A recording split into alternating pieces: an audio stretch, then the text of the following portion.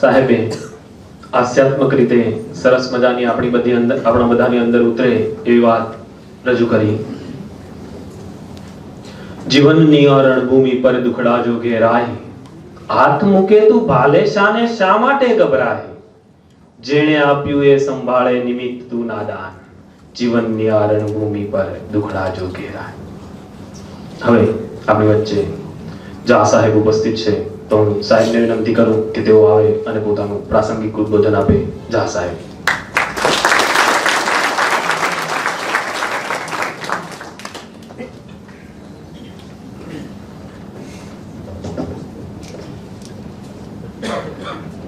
મારા સાથે diet share કરી રહ્યા બધા અને મારા તરફથી જય હિન્દ. અને પબ્લિકમાં જે અત્યારે કેન્ડિડેટ તરીકે અથવા ફ્યુચર ઓફિસર્સ તરીકે બેઠા છે એમને બી મારા તરફથી જય હિન્દ. હું જે પણ વિચાર્યું હતું કે હું આ વસ્તુ કહીશ મોસ્ટલી કવર થઈ ગયું છે.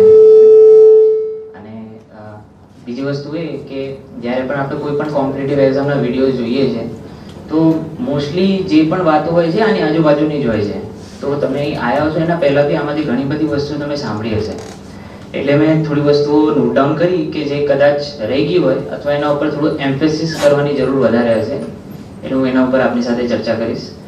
પણ એની પહેલાં હું મારું થોડું ઇન્ટ્રોડક્શન એ રીતે આપી દઉં કારણ કે આમાંથી ઘણા બધાને હું જોઈ રહ્યો છું. હું એમાંથી એક હતો.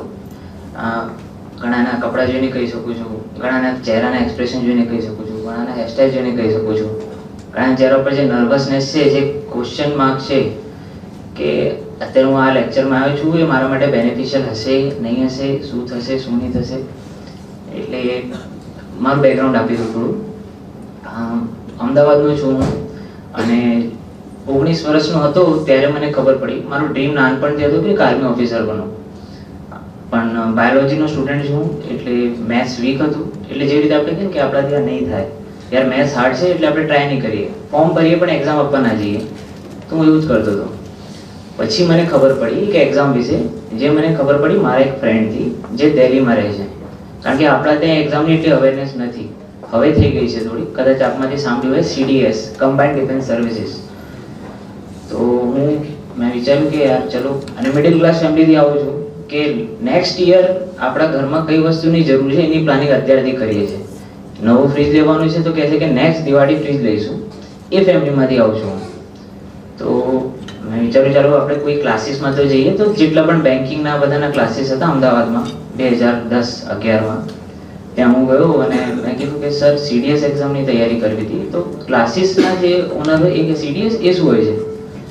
તો મને લાગે કે સરને CDS ની ખબર. 4-5 ક્લાસીસ જોયા મોટા મોટા, નેટ ઉપર સર્ચ કર્યા, કોઈ CDS ની કોચિંગ હોય તો કોઈ કોચિંગ મળ્યું નહીં.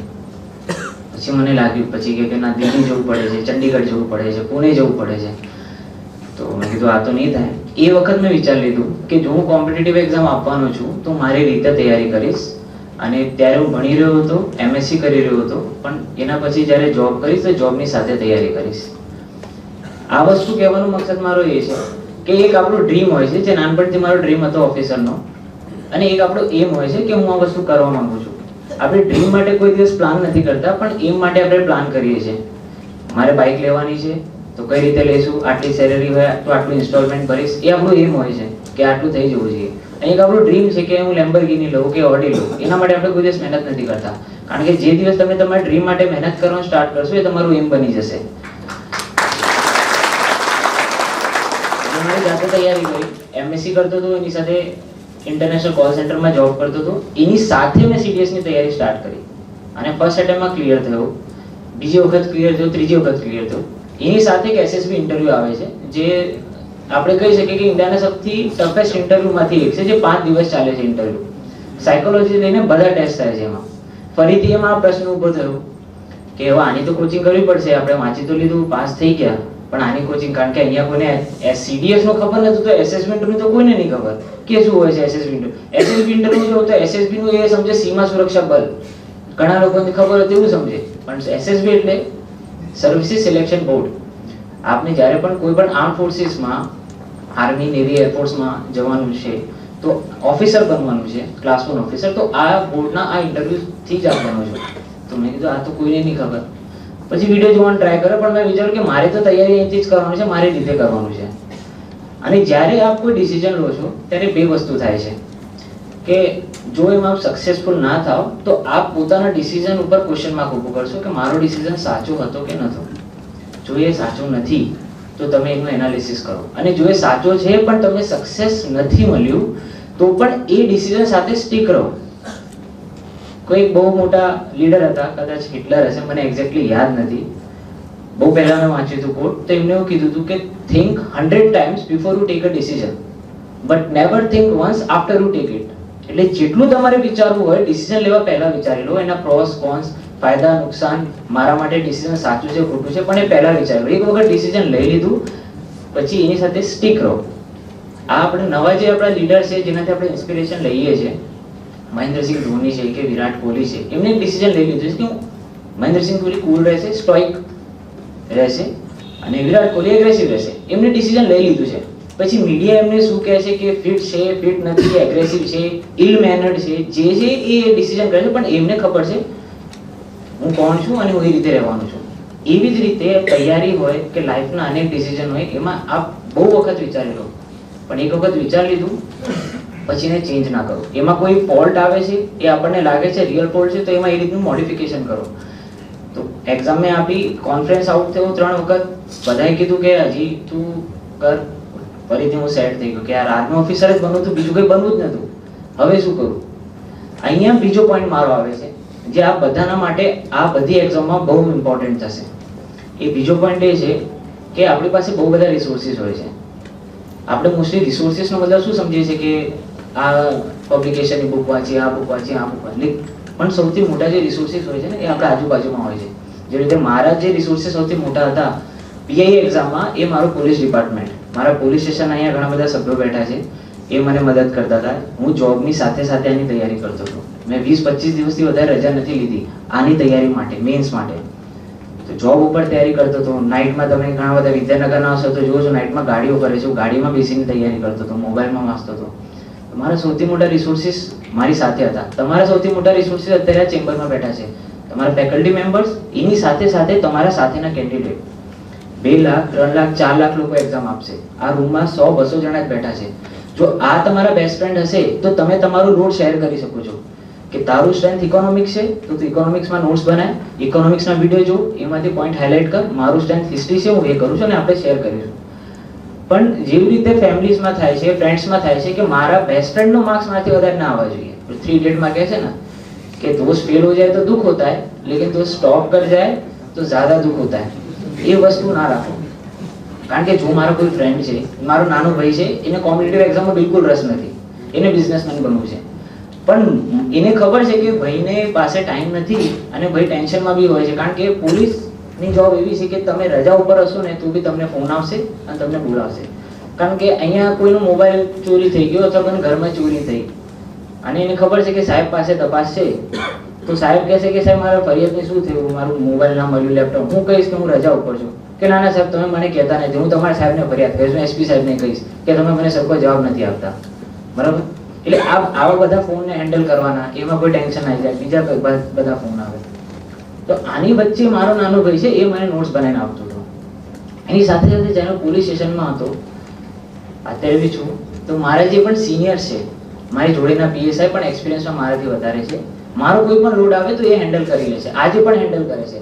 આજે પણ એ કહે છે કે સાહેબ તમે રજા લઈ લો, પીઆઈ થઈ ગયા છો, જોબ ના કરો અને જીપીએસસી મેન્સ જે અત્યારે રિઝલ્ટ આવ્યું છે, હવે ફેબમાં એક્ઝામ છે, એની તૈયારી કરો. પણ મારું પેશન યુનિફોર્મ હતું પહેલાથી, એ યુનિફોર્મ જોબ માટે હું ટ્રાય કરું છું દર વખત. તો ફરીથી રિસોર્સિસ ઉપર ધ્યાન આપો, મારું સેકન્ડ પોઈન્ટ. મારું ફર્સ્ટ પોઈન્ટ હતો કે તમારા એમ્સને, તમારા ડ્રીમ્સને વર્કઆઉટ કરો, એના માટે પ્લાન બનાવો. જો એ સક્સેસફુલ ના થાય તો તમારે તમારા પ્લાનને મોડિફાઈ કરવાનું છે, એને ચેન્જ કરવાની જરૂર નથી.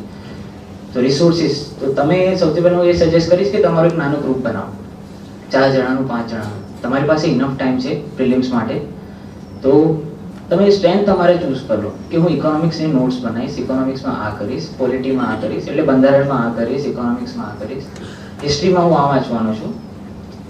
આ સૌથી બેસિક ફાઉન્ડેશન તમારું તૈયાર કરો. એમાં એક મંથ લાગે તો પણ ચાલશે, પણ એક વખત તૈયાર થઈ ગયું ને પછી સ્પીડ બહુ સારી રીતે તમારી વધી જશે. રિસોર્સિસની મેં વાત કરી.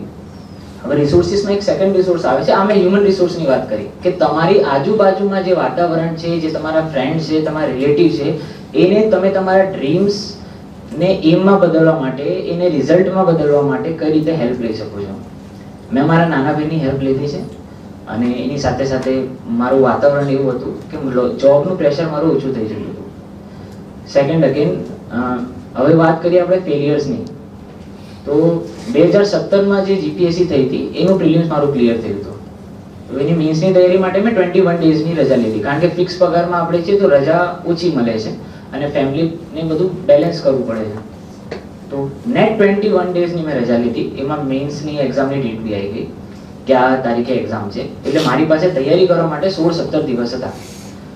એને હું કઈ રીતે કરું, એના પહેલા હું જોબ સાથે વાંચતો હતો, પણ મારે બસ 16-17 દિવસમાં ફૂલ અટેન્શન આપવાનું હતું.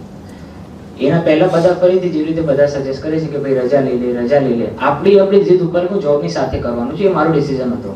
તો હું એની સાથે હું સ્ટીક રહ્યો. મેન્સ આપ્યું, મેન્સ ક્લિયર થયું. હવે વિચાર્યું કે પીઆઈ ની એક્ઝામ એના 20 દિવસ પછી છે. તો અહીંયા બીજો એક પોઈન્ટ આવે છે સ્ટેમિના. જો આપમાંથી ઘણા બધા જોબ કરતા હશો તો કે જોબની સાથે તૈયારી નહીં થતી, એ આપણી મેન્ટાલિટી છે, એ રિયાલિટી નથી. જોબની સાથે તૈયારી થાય છે. આપણે તો ક્લાસ 2 ની એક્ઝામ ક્લિયર કરીએ છીએ, અથવા સ્ટેટ લેવલની એક્ઝામ ક્લિયર કરીએ છીએ. લોકો જોબની સાથે, નાના છોકરાઓની સાથે યુપીએસસી ની એક્ઝામ ક્લિયર પણ કરે છે અને ટોપ પણ કરે છે. એટલે એ રિયાલિટી છે, એ એક્સેપ્ટ કરવા અને એની સાથે મહેનત કરો. મેન્સનું રિઝલ્ટ આવ્યું, મેન્સ પાસ થયા. મેન્સનું ઇન્ટરવ્યુ હતું પીઆઈ રનિંગની આજુબાજુમાં. રનિંગ મારી હતી ફર્સ્ટ સેકન્ડ વીકમાં ફેબના, ઇન્ટરવ્યુ હતું થર્ડ વીકમાં. આ બધું કન્ફ્યુઝન હતું. એના પછી રિઝલ્ટ આવ્યું. જીપીએસસી મેન્સ પછી ઇન્ટરવ્યુ મારું સારું ગયું, ઇન્ટરવ્યુમાં સારા માર્ક્સ આવ્યા, પણ ઓવરઓલ મેરિટમાં મને 4.5 માર્ક ઓછા પડ્યા. અહીંયા આવી જાય છે ફેલિયર, કારણ કે આજુબાજુવાળા બધાને ખબર છે. અને જો હું એક એવું ડિપાર્ટમેન્ટમાં છું કે બધાની જોડે કોન્ટેક્ટમાં હોઉં છું, તો બધાને ખબર પડે છે સાહેબે આ એક્ઝામ આપી છે, સાહેબે આ એક્ઝામ આપી છે. તો બધા પૂછે સાહેબ શું થયું જીપીએસસીમાં, અને આપણે કહીએ કે રહી ગયો. અરે સાહેબ કે કીધું તું રજા લઈ લેવી હતું, રજા કેમ ના લીધી? એટલે આપણને માઇન્ડમાં આ વસ્તુ પિન થાય. પછી આપણે કહીએ ડિસિઝન રોંગ છે ના, રોંગ નતો, મેં એ રીતે પ્લાન કરીને મહેનત નથી કરી હોય, હું ફરીથી મહેનત કરીશ. અને આ સક્સેસ અને ફેલિયરને મારા માઇન્ડ ઉપર મેં હાવી થવા નહીં દીધું. કારણ કે જો હું જીપીએસસી માટે રવા બેસી ગયો હોત કે યાર મને ડીવાયએસપી ના બની શક્યો, આ ના બની શક્યો, તો હું ફેલ થઈ ગયો, 4.5 માર્કથી ફેલ થઈ ગયો, તો મારું મેન્સ પણ બગડવાનું હતું. એટલે મેં એક વખત જીપીએસસી મારું રિઝલ્ટની પ્રિન્ટઆઉટ કાઢી, આખા રિઝલ્ટની પ્રિન્ટઆઉટ કાઢી, એને માથે લગાડ્યું અને ફાડીને સાઈડમાં મૂકી દીધું કે હવે હું અત્યારે આના ઉપર નહીં વિચારું. કારણ કે જો હું એના ઉપર વિચારવાનું ચાલુ કરીશ તો મને મારી ખામીઓ વધારે દેખાશે. તો મેં એને સાઈડમાં મૂક્યું. હવે મેં વિચાર્યું કે હવે પીઆઈ માટે કરવાનું છે. સેમ ડેઝ 35 ડેઝની મેં લીવ લીધી. 21 ડેઝની જગ્યાએ 35 ડેઝની લીવ લીધી. એમાં તૈયારી ચાલુ કરી.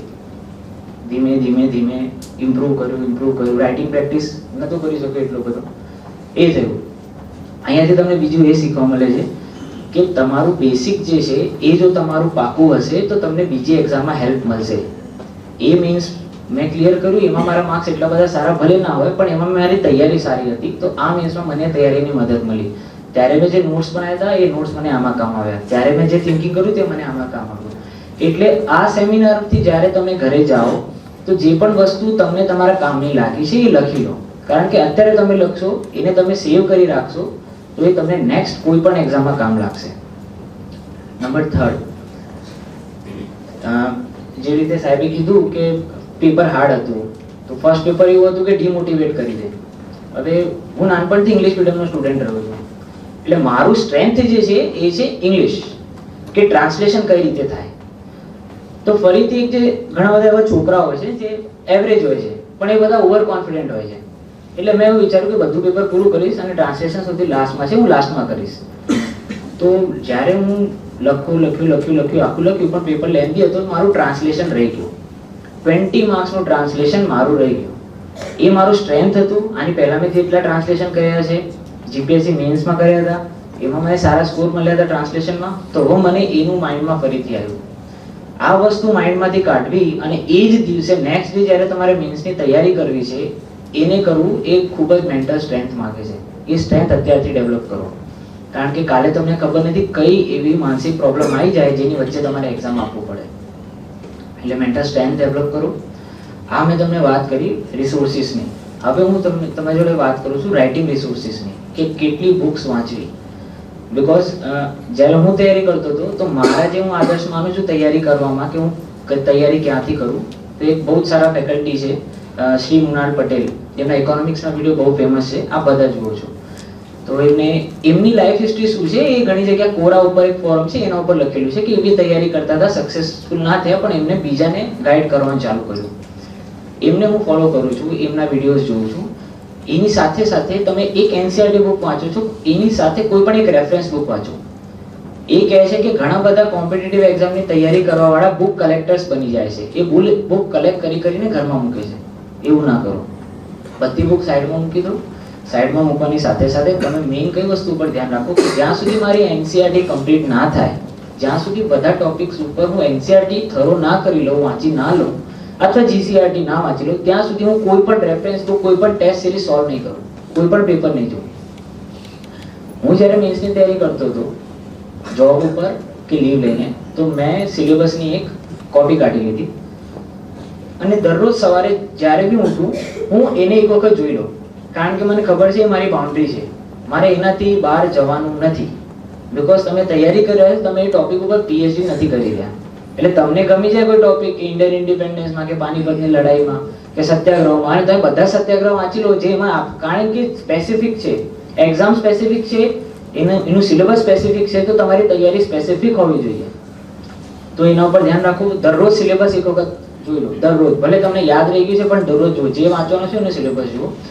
એના સાઈડમાં મેં બધા સિલેબસમાં એક બ્લોક બનાવી દીધું હતું, જે રીતે India on eve of independence, જ્યારે ભારત સ્વતંત્ર થયું એ વખત એની આર્થિક સ્થિતિ શું હતી એ સિલેબસમાં હતું. તો મેં એને બોક્સ બનાવી દીધું, બોક્સમાં લખી દીધું કે આનો 2 રિસોર્સિસ વાંચવાનો છું. એક વાંચવાનો છું રમેશ સિંહની એક બુક છે ઓન ઇન્ડિયન ઇકોનોમી, એમાંથી હું વાંચીશ, પણ ક્યારે, જ્યારે મારી એનસીઆરટી કમ્પ્લીટ થશે એના પછી. તો મારી પાસે એ ટોપિકના મારા 2 રિસોર્સિસ આવી ગયા, ઇન્ડિયન ઇકોનોમી એક ટેક્સ્ટ બુકમાંથી, એનસીઆરટી ટેક્સ્ટબુકમાંથી, અને બીજું રમેશ સિંહમાંથી. રમેશ સિંહ બહુ એક્ઝોસ્ટિવ બુક છે, મોટી બુક છે, એટલે એમાંથી આપણે આપણા કામનું જ વાંચવાનું, એ કરી લીધું. સેકન્ડ વસ્તુ કે જ્યારે તમારી પાસે કોઈ ટોપિક આવે છે, ધારો કે ટોપિક છે કે હરિત ક્રાંતિ, ગ્રીન રિવોલ્યુશન, તો એ જ રિસોર્સિસ બધા પહેલાથી અવેલેબલ છે. ગ્રીન રિસોર્સિસ કોણે કર્યું, કેમ થયું, એના શું રિઝલ્ટ આવ્યા. પેટર્ન 2016-17માં બદલાયું છે. ગ્રીન રિવોલ્યુશન્સના જે સાઇડ ઇફેક્ટ છે કે એનું પર્યાવરણ ઉપર બહુ અસર ખરાબ રીતે પડી રહ્યું છે, એના ઉપરથી ક્વેશ્ચન આવવાનું ચાલુ થયા છે. તો જો તમે કનેક્ટ કરીને ના વાંચો, સાહેબે કીધું કે કનેક્ટ કરીને વાંચો, જો તમે કરંટ અફેર્સને સ્ટેટિક પોર્શન એટલે જે જૂની વસ્તુ વાંચવાની છે એની સાથે નહીં કનેક્ટ કરો, તો નવા ક્વેશ્ચન્સ તમને નહીં મળે. એટલે નવા ક્વેશ્ચન્સ કઈ રીતે તૈયાર થશે, કરંટ અફેર એને કનેક્ટ કરો. અને કોઈ પણ એક ટોપિક જે બી તમે વાંચો છો એના અલગ અલગ ડાયમેન્શન હોય છે. વર્લ્ડ ટ્રેડ ઓર્ગેનાઇઝેશનની કોઈ મીટિંગ થઈ છે, અર્જેન્ટિનામાં થઈ છે કે બ્રાઝિલમાં થઈ છે, એ મીટિંગનો મુદ્દો શું છે, એનાથી ભારત ઉપર શું અસર પડે છે, પણ ભારત ઉપર કઈ કઈ વસ્તુ પર અસર પડે છે, તો ખાલી ઇકોનોમી ઉપર અસર પડે છે કે ફોરેન રિલેશન ઉપર પણ અસર પડે છે, એ બધી વસ્તુઓ જોઈ લો. એ રીતે તમે તૈયારી કરો, અને એ રીતે તમે તૈયારી કરશો તો કોઈ પણ ક્વેશ્ચન જો તમને ડાયરેક્ટ નથી આવડતું તો પણ તમે એમાં કંઈક એડ કરીને લખી શકો છો. એક બહુ સિમ્પલ ક્વેશ્ચન તમને ઉદાહરણ આપું, પીએ મેન્સમાં પૂછ્યું હતું. એક ક્યુરિયોસિટીનો ક્વેશ્ચન છે, ઉત્સુકતા. જો તમને ઉત્સુકતા થઈ હશે તો તમે એનો આન્સર આપ્યો હશે. મેન્સનું જે તમે પેપર જુઓ કે ભારતના મોટા ભાગના જે સેટેલાઇટ રિલેટેડ જેટલી બી સંસ્થાઓ છે એ સાઉથ ઇન્ડિયામાં કેમ છે. હવે જો તમને ક્યુરિયોસિટી થઈ, એ કોઈ બુકમાં તમને મળવાનું નથી, પણ ખાલી આ ક્વેશ્ચન તમે ગૂગલમાં નાખો, તમને કોરા ઉપર આના ઘણા બધા જવાબ મળી જશે. એ ક્યુરિયોસિટી હતી. વાય ડુ સ્ટાર્સ ટ્વિંકલ, તારા કેમ ઝગમગે છે કે ટમટમે છે. તો હવે ક્યુરિયોસિટીનો ક્વેશ્ચન છે. જો તમે તૈયારી ટેક્સ્ટબુકમાંથી કરી છે તો 10th સ્ટેન્ડર્ડ ગુજરાત બોર્ડના 3rd ચેપ્ટરમાં એ આપેલું છે કે why do stars twinkle. 10th standard chapter number 3rd, second last topic છે. મને આ યાદ કેમ છે, મેં વાંચ્યું છે. અને જ્યારે હું લખતો હતો ત્યારે મને એ બી યાદ આવ્યું કે મેં ક્યાંથી વાંચ્યું છે. તો રિસોર્સિસ તમે ઓછામાં ઓછા રાખો. બહુ બધા રિસોર્સિસ કલેક્ટ ના કરી લો. વિઝન આઈએસ ના બી નોટ્સ હું ડાઉનલોડ કરી લઈશ, ઇનસાઇડ ઓફ ઇન્ડિયા ના બી નોટ્સ ડાઉનલોડ કરી લઈશ, આઈએસ બાબાના બી નોટ્સ ડાઉનલોડ કરી લઈશ, બધાના પીડીએફ ડાઉનલોડ કરીને પ્રિન્ટ કાઢી લઈશ. બરાબર. યુનેસ્કોની જેટલી પણ સંસ્થાઓ છે એ હું 10 જગ્યાથી વાંચીશ. આ સંસ્થા બી રહી ગઈ, આમાંથી વાંચું, આ કરું તે કરું. રિસોર્સિસ ઓછામાં ઓછા રાખો અને એને પૂરું કરો. તો રિસોર્સિસ, સ્ટેમિના, મેન્ટલ સ્ટ્રેન્થ, આ 3 એવા ટોપિક છે જેના ઉપર તમને બોલવા માંગતો હતો, કારણ કે બાકી બધી વસ્તુઓ સાહેબે કવર કરી લીધી છે. તો થેન્ક યુ.